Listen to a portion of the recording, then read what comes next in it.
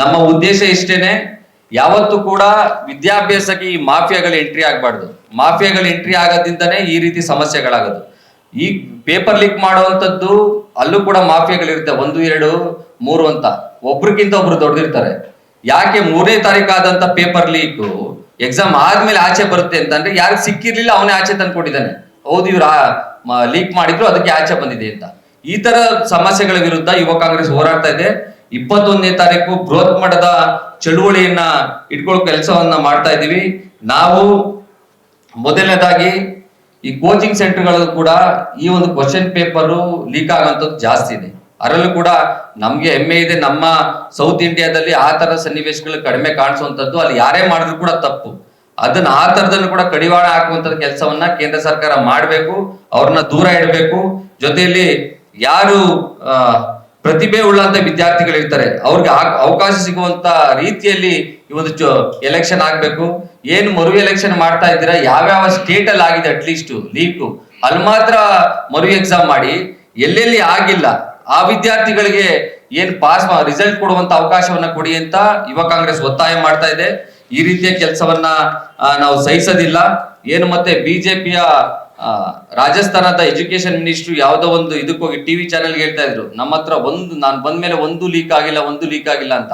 ಮನೆ ಒಳಗೆ ಇಟ್ಕೊಂಡಿದ್ದಾರೆ ಜೊತೆಲೇನೆ ಕ್ವಶನ್ ಪೇಪರ್ ಲೀಕ್ ಮಾಡುವಂತವ್ರು ಯಾರು, ಅದನ್ನು ಕೂಡ ನೀಟ್ ಎಕ್ಸಾಮ್ ಅನ್ನು ಲೀಕ್ ಮಾಡುವಂತವ್ರು.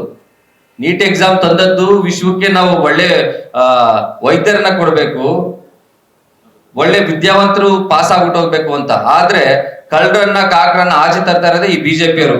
ಇದನ್ನ ಖಂಡಿಸಿ 21ನೇ ತಾರೀಕು ಬೃಹತ್ ಪ್ರತಿಭಟನೆಯನ್ನ ಮಾಡ್ತೀವಿ. ದಯಮಾಡಿ ಎಲ್ಲ ಮಾಧ್ಯಮ ಮಿತ್ರರು ಅದಕ್ಕೆ ಸಹಕಾರ ಕೊಡ್ಬೇಕು ಅಂತ ಕೇಳ್ಕೊತೀನಿ. ಮತ್ತೆ ವಿದ್ಯಾರ್ಥಿ ಕನಸುಗಳ ಮೇಲೆ ಈ ಒಂದು ರೀತಿಯ ಹೊರೆ ಹಾಕುವಂಥದ್ದು, ಅವರ ಕನಸನ್ನ ನುಚ್ಚು ನೂರು ಮಾಡುವಂಥದ್ದು ಬಿಜೆಪಿಗೆ ಮೊದಲನೇದೇನಲ್ಲ, ಅದು ಪದೇ ಅವ್ರು ಮಾಡ್ಕೊಂತ ಬಂದಿದ್ದಾರೆ. ಇದನ್ನ ಖಂಡಿಸಿ ರಾಜಭವನ್ ಚಲೋ ಒಂದು ಯುವ ಚಳುವಳಿನ ಇಟ್ಕೊಂಡಿದೀವಿ, ತಾವೆಲ್ಲ ಸಹಕರಿಸಬೇಕು ಅಂತ ಕೇಳ್ಕೊಂತೀವಿ. ಫ್ರೀಡಂ ಪಾರ್ಕ್ 21ನೇ ತಾರೀಕು 11 ಗಂಟೆಗೆ, ಇದೇ 21 ಮೇ 21.